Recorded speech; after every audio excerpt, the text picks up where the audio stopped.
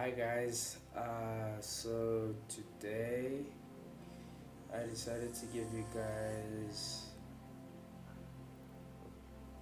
a testimony of how I got to where I am today. Okay, long story short, just to give you guys a background of my salvation.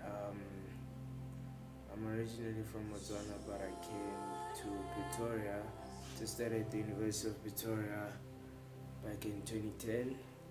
I got saved here in Pretoria at a church called Elam Full Gospel Church here in Pretoria, close to the University of Pretoria, back in August September 2012. Yeah, so this year for me started off okay-ish, I guess. But yeah, kind of got sidetracked at the beginning of the year in terms of my spiritual walk, and things got a bit hard for me spiritually. But towards the end of the first semester, I started listening to the voice within, and I let go of the things which are which are hampering my growth, and I started to focus more on God. So in me making that decision, he led me to different people, and I can bear witness to one particular person who I have spoken to and given her my words of gratitude for what God has done, for what God is doing in her life.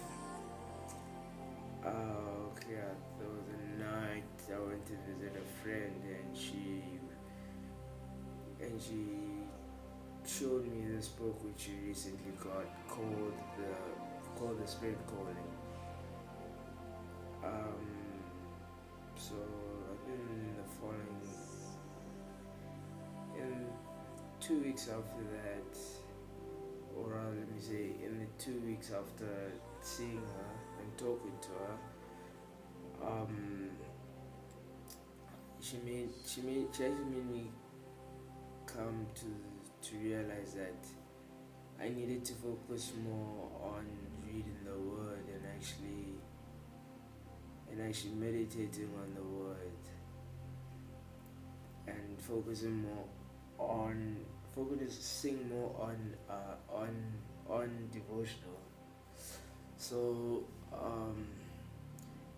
I went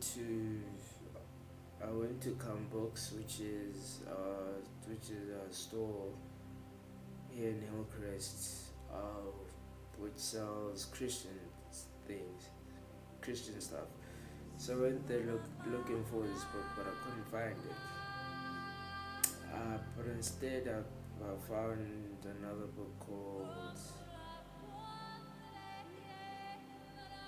I can't remember the exact name, but it was just something about 99 names which the Bible uses to refer to God. So I found it there, and I found it in the store. I picked it up, I looked at it, and for some reason I couldn't find where I found it. So I took that as a sign from God that I needed to hold on to it. And then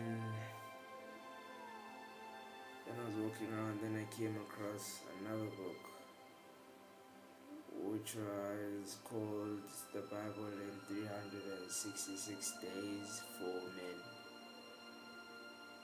But the thing is, I couldn't find the other one. I decided to take it as well. In in total it cost me, I think, no, it cost me 50 rand. Yeah, in total, both those two books. It cost me 50 rand. So I bought them and started reading them. And they started to bring me closer to God. And then after some time, this friend told me that she told me she told me about the other book which I was looking for called The Spirit Calling. And she said there weren't that many copies left and I must hurry up. I must get myself there quick if I want to get it. So yeah, I made my way to the store. I found it eventually and I bought it. And I started to read that book as well. And yeah, reading it was amazing. I'm still reading it to this day. It's been amazing and it's brought me closer to God. Yeah. So then at church there's this evangelism course which they offer, and I signed up for it to actually take it because it was something that I've been wanting to learn to do. So now at the the course just basically teaches you how to speak to people about God using a method which goes past the mind and speaks directly to the conscience. So I think in the first class, one of the things we had to do was to write a letter to God, asking him what we want to gain out of the class. And I remember, I do not remember what I wrote in the letter, but during the time, but it was only at our last class that we got them back and I read it, and the last part I'd written about how I had this particular friend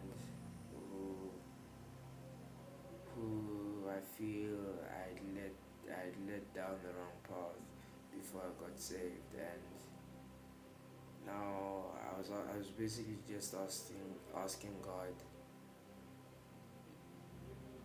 to use me to speak to him in a way where he will listen attentively. And I must say God is faithful to his word, and he does hear our prayers, because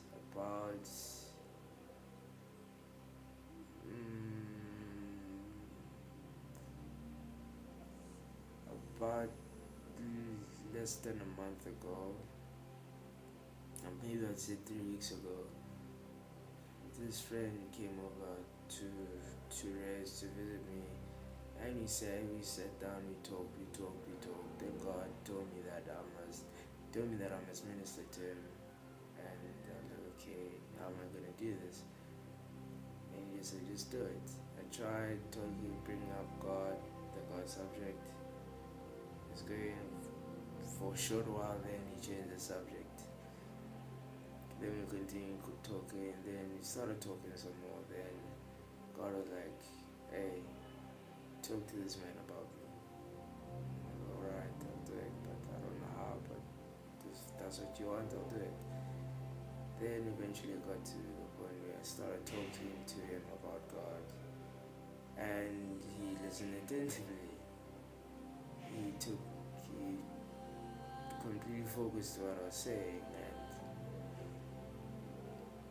the following week, one of my friends came and told me that this friend of ours told him that he wanted to fix his relationship with God and actually focus on it. And I was so happy when I heard that. Then recently I heard that he's now serving at one of the churches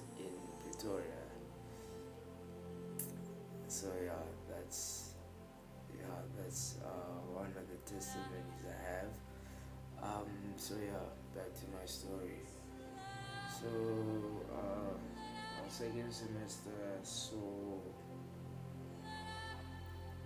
I was having two suicides on campus in the space of a month, and it was at the second suicide where I saw a tweet and also a tweet about it, and the reactions towards the tweet didn't sit well with me because even though what the tweet said was harsh, to say the least, it was true. What it basically said was that the sad part about suicide is that you can't say rest in peace because there's no peace in hell. Yeah. So the following, about a couple of days after that, yeah, I just felt the need to put up a status update about it because what was bothering me the most was that people would much rather be comforted by lies than actually face the truth, or let me say, than actually have to accept the truth, which is what I wrote about. That, yeah, just basically that. And I knew I was gonna upset some people. I knew people were gonna talk badly about me or gonna react badly about me towards a post, and it did happen. And to my surprise, I had some of my friends actually supported me with what I was saying, which was encouraging because I didn't expect that. Then, then that happened. And I think a week after that, God started putting messages in my heart. And I'll go on Facebook and I'll type and I'll write these messages, these long statuses. And people actually did read them. People actually read them. Some people shared them. Some people commented. And people just loved them. And I even got inboxes from a couple of my friends saying that they were encouraged by my post. They were encouraged by the love that I had for God and for Jesus, and that it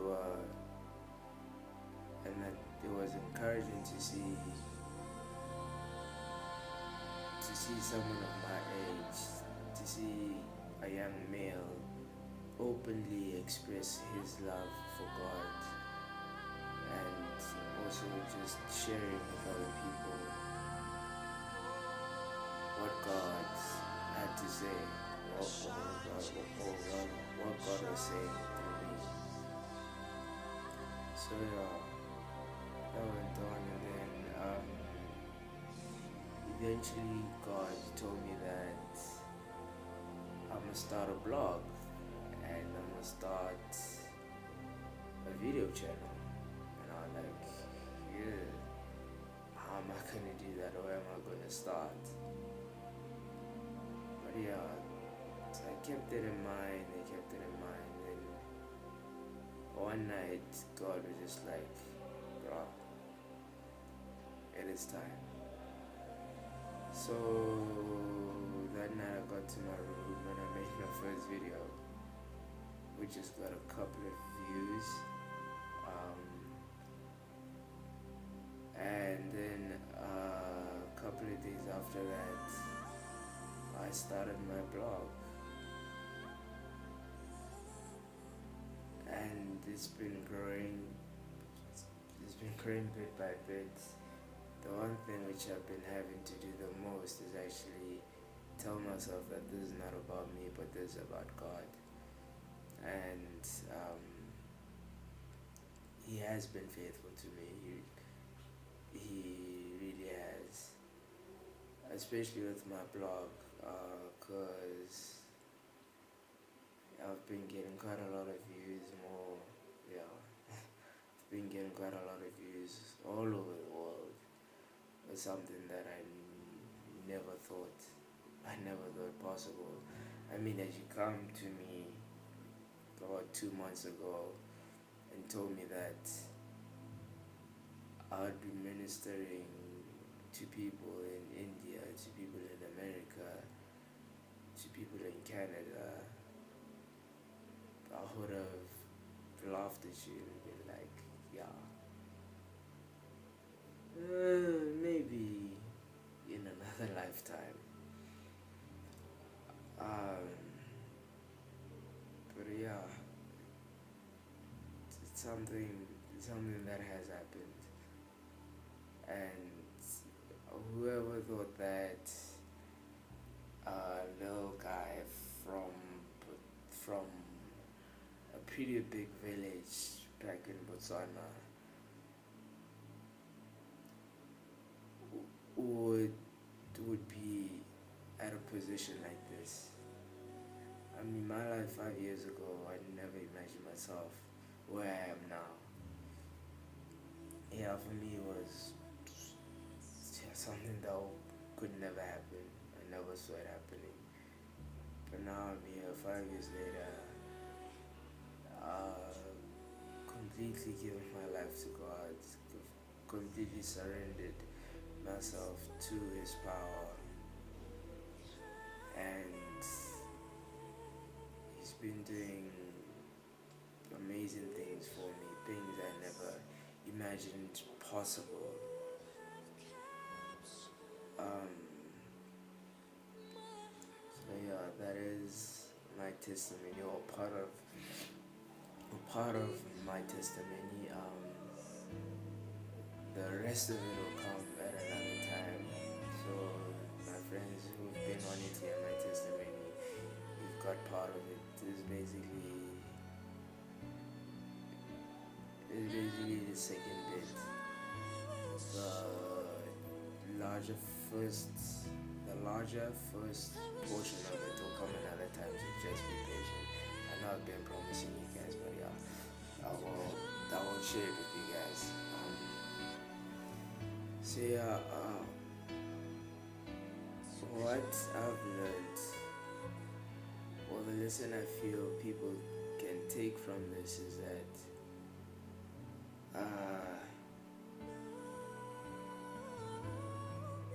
God's power is unlimited. God's power is beyond comprehension. And the only way that we can truly let His power work in us is if we die to ourselves. Like in one of my blog posts called "It Is Finished," which is based on the scripture from the book of John, chapter 19, if I'm not mistaken. It's verse 20. The part where Jesus finally dies.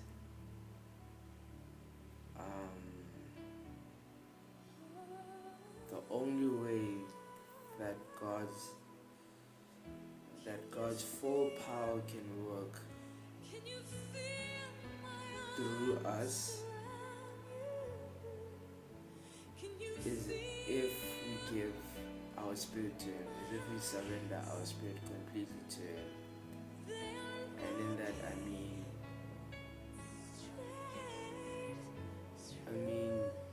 mean by dying, like we die, like our old selves, we put our old selves to rest.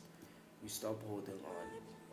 We stop holding on to the things that we used to do. We stop holding on to our old lives before Christ, because those are the things which are preventing God's power from working in us. Because in that we have not died to ourselves. there's still that little piece in us which is still there.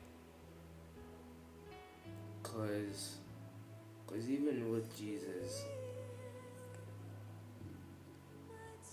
God's power, God's full power was shown in the grave, where death was defeated and he rose from the grave, which is where we need to get. That is a place where we need to get, because if we do not get there, we're still gonna deceive ourselves by saying we're living according to God's will, whereas we haven't completely died to ourselves. We're still holding on. For me, it took me a while. It took me a while to get here, but I'm using my life as a testimony, and not only as a testimony, but also as a lesson to everyone else out there in the world, that we must stop limiting God's power, that we can change from our old ways in a blink of an eye, because God's power is that great. God's power is that great. Yeah. If you stop telling yourself that, I can't, me drinking, it's not gonna happen overnight, it's gonna take time, I'll reduce bit by bit. You're deceiving yourself, you're limiting God's power. Where you should be telling yourself that, God, I give myself completely to you. Work in me. Let your spirit lead me. Let your spirit take over.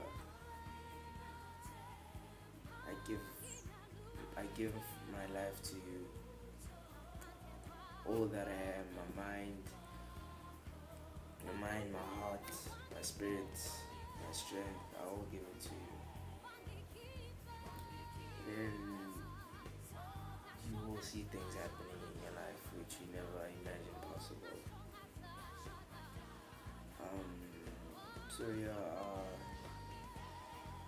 I'd just like to leave you guys with one of my favorite verses in the book of Romans chapter 12 verse 2.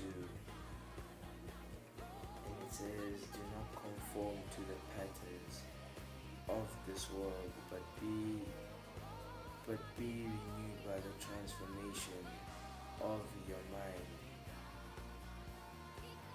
so that you can test and prove God's will is good, perfect, and pleasing will. So that's my message for you guys for the week. I pray that you stay blessed. I pray that you continue to grow spiritually. I pray that you continue to seek more of God in your life. I pray that you stay focused on God and on the things God would have you do. And I just pray that His will for your life is made known. I thank you guys for listening. I thank you guys for the continued support. Do follow my blog. I'll be posting there as often as I can, and let us all grow in the spirit. Let us all grow in the spirit. Let us all help each other to grow, and let us be the chosen generation which will live to glorify God and all that He is. Thank you for watching and stay blessed. God